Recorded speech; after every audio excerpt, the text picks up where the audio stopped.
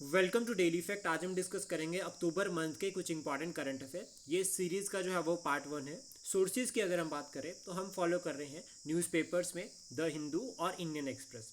And government sites में अगर हम बात करें तो PIB and all India radio. Plus हमारा जो मेन फोकस है वो है प्रीवियस ईयर क्वेश्चंस, कि जिस तरह से जो है वो अभी एग्जाम में क्वेश्चन पूछे जा रहे हैं उसी तरह से जो है वो हम करंट अफेयर को डिस्कस करेंगे। अगर आप हमारे साथ नए जुड़े हो तो आप हमारे इनिशिएटिव को सब्सक्राइब कर सकते हैं और साथ में शेयर कर सकते हैं। तो चलिए शुरुआत करते हैं इंपॉर्टेंट करंट अफेयर की। तो जो सबसे पहला टॉपिक है वो है क्लासिकल लैंग्वेजेस का। रिसेंटली यूनियन गवर्नमेंट ने जो है वो 5 न्यू क्लासिकल लैंग्वेजेस को जो है वो ऐड किया है। अभी टोटल जो है वो 11 लैंग्वेजेस जो है वो हो गई है। इंपॉर्टेंट मराठी, पाली, प्राकृतिक, बंगाली और असमी, ये जो है वो 5 न्यू लैंग्वेजेस जो है वो ऐड की है। सबसे पहले जो है वो क्लासिकल लैंग्वेजेस जो है वो 2004 में क्रिएट की गई थी, जिसमें जो है वो तमिल को सबसे पहले इंक्लूड किया गया था।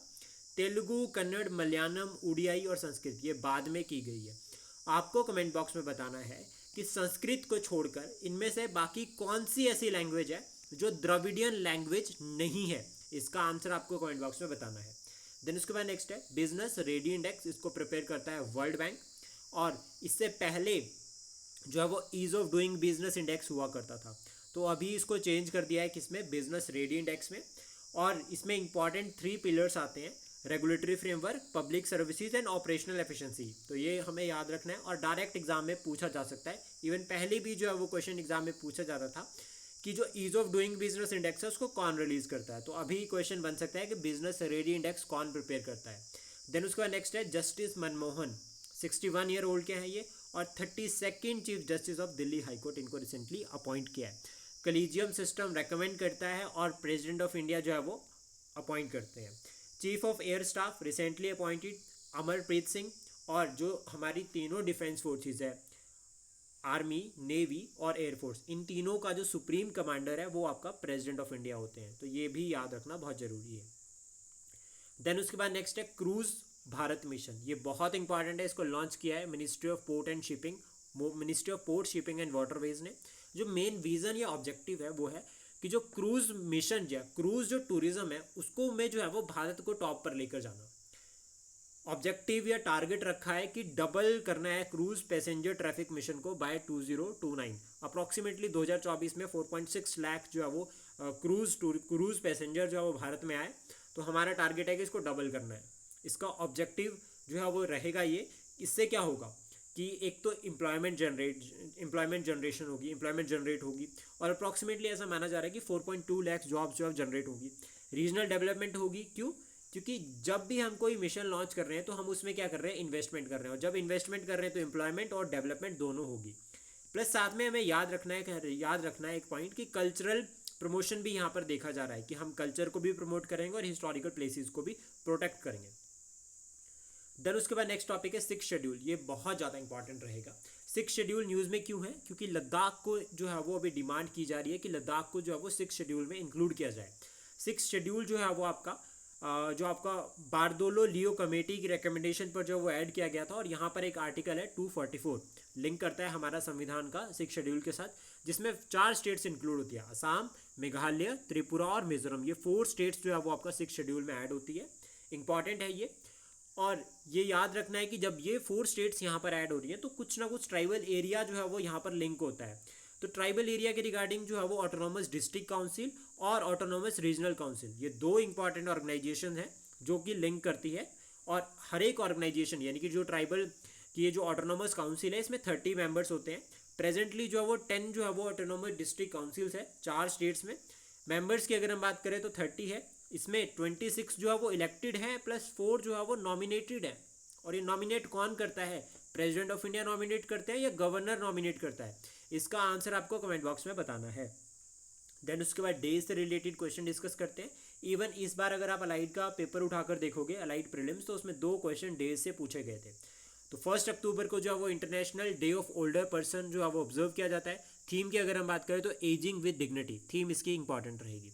और इवन भारत में भी ये कहा जा रहा है कि जो एज वाली जो पॉपुलेशन है वो बढ़ रही है, 71 और 74 हो चुकी है। तो दैट मीन्स, और इसमें भी डेमोग्राफिक डिविडेंड की फेज़ के बाद हमारी जो है वो पॉपुलेशन एज जो है वो काफ़ी होगी, एल्डर पॉपुलेशन काफ़ी होगी। तो ये टॉपिक काफ़ी इंपॉर्टेंट रहता है। देन वर्ल्ड वेजिटेरियन डे 1 अक्टूबर को होता है, और इंटरनेशनल कॉफ़ी डे ये भी जो है आपका 1 अक्टूबर को होता है। देन उसके बाद नेक्स्ट है इंटरनेशनल नॉन वायलेंस डे। 2 अक्टूबर को birth anniversary of the Gandhi ji celebrated as a non violence day. साथ में एक पर्सनैलिटी और है जिनकी बर्थ एनिवर्सरी होती है 2 अक्टूबर को, वो है लाल बहादुर शास्त्री जी। उसके बाद नेक्स्ट आता है नेशनल वाइल्ड लाइफ वीक 2 से लेकर 8 अक्टूबर, स्पेस वीक 4 से लेकर 10 अक्टूबर, ये दोनों याद रखना बहुत इंपॉर्टेंट है। वर्ल्ड एनिमल डे जो है वो 4 अक्टूबर को होता है। वर्ल्ड टीचर डे वो होता है आपका 5 अक्टूबर को। वर्ल्ड कॉटन डे 7 अक्टूबर को, और थीम की अगर हम बात करें तो कॉटन फॉर गुड जो है वो इसकी थीम है। देन उसके बाद नेक्स्ट है चागोस आइलैंड के बारे में। चागोस आइलैंड की जो सॉवरन राइट है अभी यूके ने जो है वो मॉरिशस को दे दी है। अगर हम इस आइलैंड की लोकेशन की बात करें तो ये आइलैंड जो है वो इंडियन ओशियन रीजन में लोकेटेड है, 500 kilometre south of the Maldives. अगर यहाँ पर ये मालदीव है तो इसके साउथ में यहाँ पर जो है 500 किलोमीटर दूर जो है वो आपका चागोस आइलैंड लोकेटेड है। सबसे पहले जो पॉइंट आता है वो आता है बेसिक बैकग्राउंड में अगर हम चले, 18th सेंचुरी तक ये आइलैंड पे कोई नहीं रहता था। उसके बाद फ्रांस यहाँ पर चले गए और फ्रांस ने इसको कॉलोनाइज कर दिया। फ्रांस यहाँ पर रहे और 1814 में फ्रांस ने ये आइलैंड किसको दे दिया, यूके को दे दिया। फिर यूके ने इसको कंट्रोल किया, चागोस को जो है वो सेंट्रल पार्ट बनाया और ब्रिटिश इंडियन ओशन टेरिटरी जो है वो यहाँ पर नाम रखा गया। अभी रिसेंटली क्या हुआ है कि हैंड ओवर कर दिया है मॉरिशस को। देन उसके बाद नेक्स्ट टॉपिक है बिहार फ्लड्स। ये टॉपिक जो है वो मेंस के लिए इंपॉर्टेंट रहेगा। इवन प्री में भी अगर हम बात करें तो कोसी और गंडक ये पार्ट आता है गंगा रिवर सिस्टम का। तो गंगा रिवर सिस्टम के रिगार्डिंग क्वेश्चन एग्जाम में पूछा गया है ऑलरेडी, तो इसलिए कोसी और गंडक दोनों इंपॉर्टेंट हो जाती है। और फ्लड के लिए भी ये दोनों जो वो रिस्पॉन्सिबल है, यानी कि कोसी और गंडक की वजह से 1.184 मिलियन पीपल जो है वो इफेक्ट हुए हैं। सोशल एंड इकोनॉमिक लॉस हुआ है। सोशल में अगर हम बात करें तो काफ़ी लोगों की जान चली गई। इकोनॉमिक में अगर हम बात करें तो जिस तरह से बिहार में 1 by 1 ब्रिजेस जो है वो इस बार कोलैप्स हुए हैं, तो ये फैक्टर आ गया। अभी एज अ ब्यूरोक्रेट आपके पास सोल्यूशन होना चाहिए। तो इसमें जो सोल्यूशन रह सकता है सबसे पहला तो वो रहता है पॉलिसी फ्रेमवर्क का, कि आपके पास एक वॉर से, अगर आपको डिजास्टर से लड़ाई लड़नी है तो उस केस में आपके पास एक एडिक्वेट पॉलिसी फ्रेमवर्क होना चाहिए। रिस्क रिडक्शन स्ट्रेटेजी जो है वो आपके पास रहनी चाहिए। और कंस्ट्रक्शन ऑफ डैम्स, कि आप अर्ली वार्निंग सिस्टम को इंस्टॉल करें प्लस अर्ली प्रिपेयरनेस भी रखें, तो उसमें कंस्ट्रक्शन ऑफ डैम इंक्लूड हो सकते हैं।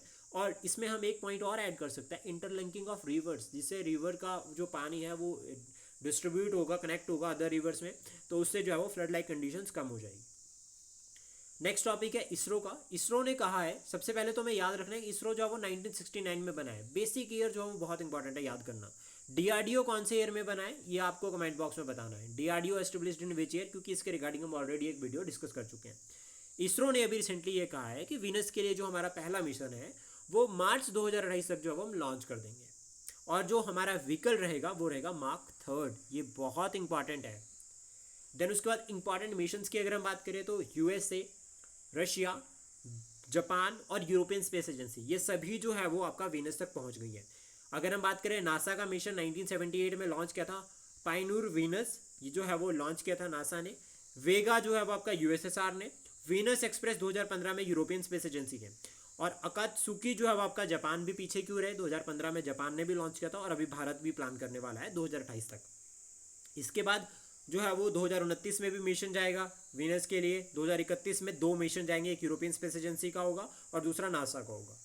देन उसके बाद मेडिसिन की अगर हम बात करते हैं, Nobel peace prize in medicine 2024 के लिए, तो सबसे पहले तो याद रखना है कि ये 2 पर्सनैलिटीज है जिनको ये मिला है, जिसमें पहली पर्सनैलिटी है विक्टर एम्ब्रूस और दूसरा है ग्रे रूविकुन। इन दोनों को जो है वो मिला है। और क्यों मिला है, discovery of the micro RNA और साथ में उनका role in post transcriptional gene regulation में, ये बहुत ज़्यादा इंपॉर्टेंट टॉपिक है। और डीएनए टू डीएनए जब बनाया जाता है तो उसको कहते हैं रेप्लिकेशन। डीएनए से आरएनए बनता है तो उसको कहा जाता है ट्रांसक्रिप्शन। और आरएनए से एमआरएनए या फिर मैसेंजर आरएनए इनको बनता है तो उसको कहा जाता है ट्रांसलेशन। और इस पूरी प्रोसेस को कहा जाता है सेंट्रल डोग्मा। ये बहुत इंपॉर्टेंट है अगर आप general science point of view से इसको पढ़ते हो।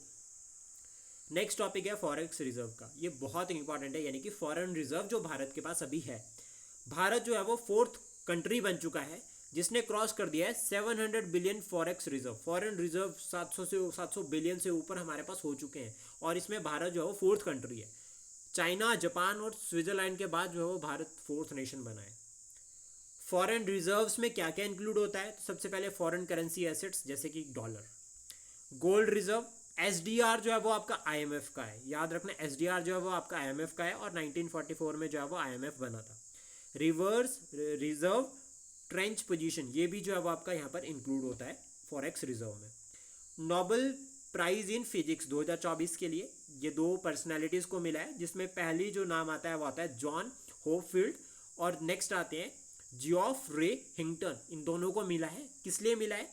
For training artificial neural network using physics. मतलब ये एक आपका आर्टिफिशियल न्यूरल नेटवर्क है जो कि फिजिक्स को यूज़ करके इन्होंने जो है वो ट्रेन किया है। इसमें अगर हम बात करें ANN की, तो ये क्या होता है? Are a subset of machine learning algorithms design to model working of human brain, यानी कि ह्यूमन ब्रेन के वर्क के रिगार्डिंग जो है वो उसको बनाया गया है, उसके लिए उसकी तरह से जो डिज़ाइन किया गया है। नेक्स्ट टॉपिक है कैमूर वाइल्ड लाइफ सेंचुरी। और नोबेल प्राइज़ के रिगार्डिंग डायरेक्ट हमें जो याद रखना है वो ये कि किसको मिला है, ये बहुत ज़्यादा इंपॉर्टेंट है। डायरेक्ट पूछते हैं एग्जाम में कि कौन सी पर्सनालिटी को नोबेल प्राइज़ मिला है। देन उसके बाद नेक्स्ट है कैमूर वाइल्ड लाइफ सेंचुरी, ये कहाँ पर है? बिहार में। और recently national tiger conservation authority ने ये कहा है कि जो कैमूर वाइल्ड लाइफ सेंचुरी है ये 2nd टाइगर रिजर्व होगा बिहार का, after Valmiki tiger reserve. Project tiger जो है वो टाइगर कंजर्वेशन के रिगार्डिंग है, और इसको लॉन्च किया गया था 1973 में, ये याद रखना बहुत ज़्यादा इंपॉर्टेंट है। देन उसके बाद है नोबेल प्राइज़ इन केमिस्ट्री 2024 के लिए, इसको ये जो है वो आपको मिला है प्रोटीन रिसर्च के रिगार्डिंग। 3 पर्सनालिटीज हैं जिनको ये मिला है, David Baker, Demis Hassabis, John M Jumper, जो है वो इन तीनों को जो है वो ये मिला है। जिसमें अगर हम बात करें डेविड बेकर की, तो उन्हें मिला है फॉर प्रोटीन डिज़ाइन के लिए। देन उसके बाद नेक्स्ट है फॉर प्रोटीन स्ट्रक्चर प्रोडक्शन के लिए, ये जो है वो 2 पर्सनालिटीज़ को इनको मिला, यानी कि प्रोटीन रिसर्च जो है वो एक टॉपिक रहेगा ऑलमोस्ट इनका तीनों का, जिनके लिए जो है वो उनको नोबेल प्राइज़ इन केमिस्ट्री मिला है। 19th ईस्ट एशिया समिट, ये बहुत इंपॉर्टेंट है, attended by the prime minister of India. इसके रिगार्डिंग हम ऑलरेडी डिस्कस कर चुके हैं। इसमें जो है वो प्राइम मिनिस्टर जी ने स्ट्रेस किया है एशियन सेंट्रलिटी, यानी कि एशियन का central role in the Indo Pacific region, ये बहुत इंपॉर्टेंट है। एशियन कंट्रीज जो है वो टोटल 10 कंट्रीज है, और कौन सी डिक्लेरेशन से ये बनी है वो आपको कमेंट बॉक्स में बताना है, प्लस साथ में वो ईयर कौन सा था, ये बहुत इंपॉर्टेंट रहता है। अगर आप इस तरह के फैक्ट्स जो है वो मेंस में लिखते हैं तो उससे आपको जो है वो अच्छे नंबर मिलेंगे। देन उसके बाद अगर हम बात करें जो आपका ईस्ट एशिया समिट है, सबसे पहला जो है वो समिट 2005 में हुआ था मलेशिया में। इंपॉर्टेंट जो मेन एम है वो है पीस और स्टेबिलिटी को प्रमोट करना, साथ में इकोनॉमिक प्रोस्पेरिटी को भी, यानी कि peace, stability and economic prosperity in the East Asia जो है वो मेन टारगेट है। 18 पार्टिसिपेंट्स है, जिसमें 10 एशियन मेंबर है, India, Australia, China, Japan, New Zealand, south Korea, Russia and US. Approximately अगर हम बात करें ये कंट्रीज़ की या 18 पार्टिसिपेंट की, तो हमें ये याद रखना है कि 53% ऑफ द वर्ल्ड पॉपुलेशन ये जो ग्रुप इंक्लूड करता है, प्लस साथ में 60% ऑफ द ग्लोबल GDP। तो ये एरिया बहुत ज़्यादा इंपॉर्टेंट है। मेन फोकस क्या है इनका, प्रायोरिटी क्या है? तो सबसे पहला environment and energy, second education, third health, fourth finance and fifth natural disaster and climate change, और जो 6th है वो है एशियन कनेक्टिविटी। ये बहुत इंपॉर्टेंट है, याद रखना, ये टॉपिक जो है वो काफ़ी ज़्यादा इंपॉर्टेंट रहेगा। और इसके रिगार्डिंग भारत के जो इनिशिएटिव्स है, तो पहला जो इनिशिएटिव आता है वो होता है एक्ट, पहले वो लुक ईस्ट पॉलिसी थी, अब उसको एक्ट ईस्ट पॉलिसी बता दिया है। नेबरहुड फर्स्ट पॉलिसी हम फॉलो करते हैं, स्पेस डिप्लोमेसी को हम यहाँ पर जो है वो प्रमोट कर रहे हैं। नेक्स्ट उसके बाद टॉपिक है वर्ल्ड मेंटल हेल्थ डे, ये 10 अक्टूबर को ऑब्जर्व किया जाता है। और अगर हम बात करें सुसाइड केसेस की, तो सुसाइड केसेस में बिटवीन 15 to 19 ईयर सुसाइड जो है वो 4th लीडिंग डेथ कॉज है बिटवीन 15 से लेकर 19 साल के बच्चों के बीच में। यूनिसेफ की अगर हम बात करें, ये रिसेंटली जो है वो टॉपिक न्यूज़ में है। Indian suppliers are the 3rd largest provider of the organizations health and nutritional support to children globally, यानी कि इंडिया के जो सप्लायर्स है वो 3rd लार्जेस्ट प्रोवाइडर है। इंडिया जो है वो 3rd लार्जेस्ट सप्लायर है। अगर चिल्ड्रन की अगर हम बात करें उनके रिगार्डिंग न्यूट्रिशनल सपोर्ट जो है वो हम चिल्ड्रंस को देते हैं उसमें, तो इसमें अगर हम बात करें यूनिसेफ की, तो ये ऑर्गेनाइजेशन जो है वो 1946 में क्रिएट की गई थी, यूनाइटेड नेशन जनरल असेंबली ने बनाई थी। हेडक्वार्टर जो है वो न्यूयॉर्क USA में है, भारत इसका मेंबर है, हमें याद रखना है। जो मेन ऑब्जेक्टिव है, जो चिल्ड्रन के राइट है और ग्लोबल जो ह्यूमन राइट है उनको प्रोटेक्ट करना है। यानी कि इंपॉर्टेंट क्या है, protect the right of every child, जितने मेंबर नेशन है उसमें जो है वो प्रोटेक्ट करना। भारत जो है वो इसमें सप्लायर की कंडीशन में थर्ड नंबर पर आता है। इनके एक पब्लिकेशन भी है, स्टेट ऑफ वर्ल्ड चिल्ड्रन, जो पब्लिश करते हैं। इसको हम कोट कर सकते हैं जब हम मेंस में जो है वो कोई कंटेंट जो है वो ऐड कर रहे हैं। 1965 में जो है वो इस ऑर्गेनाइजेशन को नोबेल प्राइज भी ऑलरेडी मिल चुका है। नोबेल पीस प्राइज की अगर हम बात करें तो जापान की एक ऑर्गेनाइजेशन है जो वर्क करती है वर्ल्ड फ्री न्यूक्लियर वेपन के रिगार्डिंग। तो इस ऑर्गेनाइजेशन का जो नाम है वो है जापानीज ऑर्गेनाइजेशन निहॉन हिदानकियो। ये ऑर्गेनाइजेशन किसने बनाई है, वो ऑर्गेनाइजेशन मतलब वो लोग, वो सर्वाइवर्स जो आपका जो है वो जब हिरोशिमा नागासाकी के ऊपर जो है वो एटम बम गिराए गए थे ड्यूरिंग वर्ल्ड वॉर 2, उसके बाद जो बच गए उन्होंने जो है वो ये ऑर्गेनाइजेशन बनाई। फिर इनको पता चल गया कि एटम बम कितना डेंजरस है, तो इसके रिगार्डिंग जो है वो ये वर्क कर रहे हैं ताकि वर्ल्ड को जो है वो न्यूक्लियर वेपन फ्री बनाया जाए। इसके रिगार्डिंग इनको 2024 में नोबेल प्राइज़ मिला। इससे पहले 2017 में भी जो है वो international campaign to abolish nuclear weapon जो है वो आपका ऑर्गेनाइजेशन को जो है वो अगर हम बात करें पीस प्राइज़ जो है वो मिल चुका है। इसके बाद अगर हम बात करें यहाँ पे तो treaty on the provision of nuclear weapon, ये एक सक्सेसफुल जो है वो आपका इनिशिएटिव रहा था जिसको यूनाइटेड नेशन ने अडॉप्ट भी किया था 2017 में। और कहीं ना कहीं ये कोशिश भी है कि न्यूक्लियर फ्री जो है वो न्यूक्लियर वेपन फ्री वर्ल्ड को बनाना है। ये बहुत इंपॉर्टेंट रहेगा क्योंकि जिस तरह से डिस्ट्रक्शन जो है वो वर्ल्ड वॉर 2 के टाइम पे जो है वो हिरोशिमा और नागासाकी में हुई थी वो काफ़ी ज़्यादा जो है वो इफेक्टिव रही थी। इसके बाद जापान ने जो है वो सरेंडर भी कर दिया था। देन उसके बाद नेक्स्ट है ड्रैगन ड्रोन्स, ये बहुत इंपॉर्टेंट है। रशिया यूक्रेन वॉर में ड्रोन्स का बहुत ज़्यादा इस्तेमाल हो रहा है, तो इससे हमें ये क्लियर होता है कि अभी अनमैन्ड एरियल व्हीकल्स का जो है वो बहुत इंपॉर्टेंट रोल जो है वो रहने वाला है वॉरफेयर में। तो अभी ये दोनों जो है वो बहुत ज़्यादा यूज़ कर रहे हैं। It has been used in the recent Russia Ukraine war, important है। देन उसके बाद ई माइग्रेट पोर्टल, ये बहुत ज़्यादा इंपॉर्टेंट रहने वाला है। तो सबसे पहले पोर्टल और एक मोबाइल ऐप जो है वो लॉन्च किया किसने, ministry of labour and employment ने, यानी कि मिनिस्ट्री ऑफ एक्सटर्नल अफेयर और मिनिस्ट्री ऑफ लेबर। अब एक्सटर्नल की बात हो रही है यहाँ पे, तो दैट मीन्स कहीं ना कहीं ये माइग्रेशन के साथ लिंक कर रहा है, यानी कि वो लोग जो यहाँ से बाहर जाना चाहते हैं, जो अब्रॉड जाना चाहते हैं, उनके लिए सारे डॉक्यूमेंट्स हो गया, ठीक है, जितनी भी इंफॉर्मेशन है वो सभी जो है वो आपको इस पोर्टल पे मिल जाएगी। तो और ये याद रखना है कि ये पोर्टल जो है आपका 24 आवर रहेगा, प्लस मल्टीलिंगुअल हेल्पलाइन नंबर भी यहाँ पर आपको 24 आवर के लिए मिलेगा। नेक्स्ट उसके बाद है APJ अब्दुल कलाम जी के बारे में डिस्कस करेंगे, क्योंकि 15 जो आपका अक्टूबर है उसको ऑब्जर्व किया जाता है वर्ल्ड स्टूडेंट डे, और ये बर्थ एनिवर्सरी होती है APJ अब्दुल कलाम की। उनके contribution in the field of education जिस तरह से रहे हैं उसके रिगार्डिंग जो है वो आपका ये डे जो है वो ऑब्जर्व किया जाता है। इनका बर्थ 15 अक्टूबर 1931 में रामेश्वरम में हुआ था, important. 11th president of India रहे हैं, इंपॉर्टेंट भाई। मिसाइल मैन ऑफ इंडिया भी कहा गया है, और इनका बहुत इंपॉर्टेंट रोल रहा है जो हमारा first indigenous satellite launch vehicle है जब बनाया था, उसके प्रोजेक्ट डायरेक्टर जो है वो आपका APJ अब्दुल कलाम जी थे, इंपॉर्टेंट। और ये जो आपका SLV 3 है, फर्स्ट जो हमारा रोहिणी सैटेलाइट था वो हमने जुलाई 1980 में इस व्हीकल के थ्रू लॉन्च किया, ये हमें याद रखना है। जो APJ अब्दुल कलाम जी की जो स्ट्रेटजी थी उसमें ये कहा गया था कि 2020 तक जो है वो भारत को एक डेवलप कंट्री बनाना है, जिसमें हमारा जो फोकस था वो एजुकेशन के ऊपर था, वुमेन एम्पावरमेंट के ऊपर था, इंपॉर्टेंट। 1997 में यानी कि 1997 में जो है वो भारत रत्न जो है वो इनको मिला, और पद्म विभूषण 1990s में। ये 2 इंपॉर्टेंट अवार्ड्स हैं जो APJ अब्दुल कलाम जी को मिले हैं। देन उसके बाद बात करते हैं नाइल बेसिन के बारे में। नाइल बेसिन के रिगार्डिंग एग्रीमेंट, वाटर जो रिसोर्स है उसके रिगार्डिंग एक एग्रीमेंट है, वो अभी रिसेंटली जो है वो केम इनटू फोर्स हो गया है। इवन इजिप्ट ने जो है वो इसको अपोज किया है। तो नाइल दुनिया की सबसे बड़ी नदी है, और ऑलमोस्ट अगर हम बात करें अफ्रीकन कॉन्टिनेंट का 10% एरिया जो है वो इस रिवर के अंडर आता है, इंपॉर्टेंट है। 11 countries from north to south जो है वो आपका क्रॉस करती है कि नाइल रिवर का बेसिन जो है वो एक्सपैंड है, इंपॉर्टेंट। अगेन हमें याद रखना है कि ब्लू नाइल और वाइट नाइल ये 2 इंपॉर्टेंट है। ये इस तरह से जो है वो नाइल रिवर है, और ये ड्रेन कहाँ करती है, मेडिटेरियन सी में। तो ये भी याद रखना है, कई बार इस तरह से क्वेश्चन बन जाता है। इस तरह से ये आपका ये आती है वाइट नाइल, और ये आती है यहाँ से ब्लू नाइल, ये दोनों यहाँ पर मिलती है, और इसके बाद जो है आपका नाइल रिवर बनती है। और बेसिन जो है वो ऑलमोस्ट पूरे जो है वो आपका अफ्रीका में जो है वो 11 कंट्रीज में जो है वो ऑलमोस्ट स्प्रेड है, इंपॉर्टेंट रहेगा काफ़ी। देन उसके बाद नेक्स्ट है INS समर्थक, ये बहुत ज़्यादा इंपॉर्टेंट है, even defence point of view से भी और एग्जाम पॉइंट ऑफ व्यू से भी। इंडिया की first of class indigenous multipurpose vessel, इसको रिसेंटली लॉन्च किया गया, ठीक है, मल्टीपर्पज़ काम है इसका, हमें याद रखना है। और स्पीड की अगर हम बात करें तो 15 नॉट्स तक जो है वो पहुंच सकता है मैक्सिमम स्पीड। नेक्स्ट है उसका third missile system, third missile defence system. ये एयर डिफेंस सिस्टम है, high altitude area defence system इसको कहा गया है। Terminal high altitude area defence system, battery system एक तरह से ये, और कहाँ पर जा रहा है, इसराइल को। अभी क्या हुआ है कि यूएस ने कहा है कि वो इसराइल को ये सिस्टम देने वाले हैं, ठीक है। थर्ड जो है वो एडवांस डिफेंस सिस्टम है, और short range, short medium and intermediate, इन तीनों को जो है वो टारगेट करता है।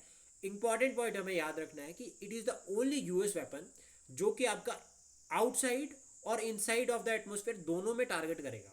यानी कि जो आपका एंटी आपका जो मिसाइल जो टेक्नोलॉजी है उसमें ये बात की जा रही है कि एटमोसफेयर के बाहर ही मार सकते हैं, बाहर ही टारगेट कर सकते हैं, ऐसा जो है वो यहाँ पर कहा गया है।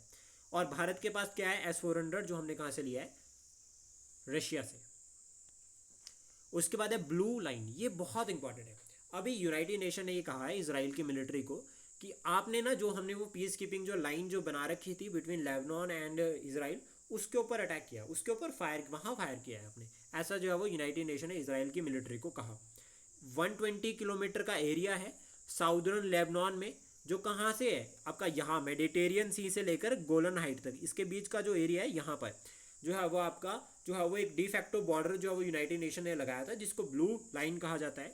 और ये कहा है अभी कि इसराइल की मिलिट्री को कि आपने यहाँ पर जो है वो फायर किया है। देन उसके बाद पोस्को एक्ट की बात करें तो पोस्को एक्ट जो है वो भारत में लेकर आया गया था after United Nation convention on the right of the children, right of the child in 1992। POCSO act 2012 है ये इंपॉर्टेंट, जिसमें चाइल्ड का ये कहा गया है कि 18 साल से कम के बच्चे जितने भी हैं, अगर उनके साथ कोई भी सेक्सुअल एक्सप्लॉयटेशन होता है, कोई भी सेक्सुअल अब्यूज होता है, तो उस केस के रिगार्ड उसमें जो है वो पूरा केस जो है वो आपका इस एक्ट के अंडर जो है वो देखा जाएगा। इंपॉर्टेंट है काफ़ी ये एक्ट, और हम मेंस में इसको लिख सकते हैं। देन उसके बाद नेक्स्ट है डीआरडीओ के अचीवमेंट्स, ये बहुत ज़्यादा इंपॉर्टेंट रहेगा। डीआरडीओ की अगर हम बात करें तो सबसे पहले हमें याद रखना है कि अग्नि एंड पृथ्वी मिसाइल जो आपका सीरीज इन्होंने लेकर आए, इन्होंने बनाई है, इंडिजिनियसली डेवलप्ड है, बैलिस्टिक मिसाइल सिस्टम है ये। तेजस लाइट कम्बैट एयरक्राफ्ट, ये बहुत ज़्यादा इंपॉर्टेंट है। तेजस की अगर हम बात करें तो सबसे पहले हमें याद रखना है कि ये मल्टी रोल फाइटर एयरक्राफ्ट है। ये क्वेश्चन एग्जाम में इस तरह से पूछा जा सकता है कि तेजस क्या है, क्या ये सबमरीन है या हेलीकॉप्टर है, इस तरह से क्वेश्चन बन सकता है। Akash missile system, medium range surface to air missile system है, जो इंडियन आर्मी और एयरफोर्स को प्रोवाइड कर रहा है डीआरडीओ। ब्रह्मोस मिसाइल की अगर हम बात करें तो सबसे पहले तो याद रखना है कि अकेला नहीं बना रहा भारत इसको रशिया के साथ मिलकर बना रहा है। World fastest supersonic cruise missile है ये, और कोलैबोरेट किसके साथ कर रहे हैं हम, रशिया के साथ। अर्जुन मेन बैटल टैंक, तो अभी जिस तरह से हमने तेजस पढ़ा था, अभी हमें अर्जुन का भी याद रखना है कि ये क्या है, एक तरह से बैटल टैंक है जो इंडिजीनियसली डिजाइन एंड डेवलप्ड है। इंसास राइफल, ये राइफल जो है वो प्रोवाइड की जा रही है किसको, इंडियन आर्म फोर्स के जो ऑफिशियल्स हैं उनको, और ये इंडिजीनियसली डिजाइन एंड डेवलप्ड है, स्मॉल आर्म की तरह जो है वो ये काम करेगी। लाइट कम्बैट हेलीकॉप्टर LHC, ये डिज़ाइन किया गया था, डेवलप किया था डीआरडीओ के द्वारा, और ये इंडियन आर्मी और इंडियन एयरफोर्स के पास है, जो कि डिफरेंट ऑपरेशंस में काम आता है। नेत्रा UAV, बहुत इंपॉर्टेंट, अभी हमने ड्रैगन ड्रोन्स की बात की थी, हम बात करते हैं नेत्रा UAV की। ये क्या है, indigenously developed and design unmanned aerial vehicle, जिसमें सर्वेलेंस का काम ये करेगा और साथ में ऑपरेशंस में असिस्ट भी करेगा। Submarine sonar system, sonar system की अगर हम बात करें तो नेवी से लिंक करता है, इंडियन नेवी के लिए। Development of the Sonar and under water communication system for the Indian navy submarines, तो ये जो है वो आपका डीआरडीओ इसके ऊपर काफ़ी काम कर रहा है, और डीआरडीओ ने काफ़ी काम किया भी है। एक हमें पॉइंट याद रखना है कि जो डीआरडीओ है वो बना था 1958 में, ये ईयर भी कई बार पूछा जा सकता है। देन उसके बाद नेक्स्ट है हेलफायर मिसाइल।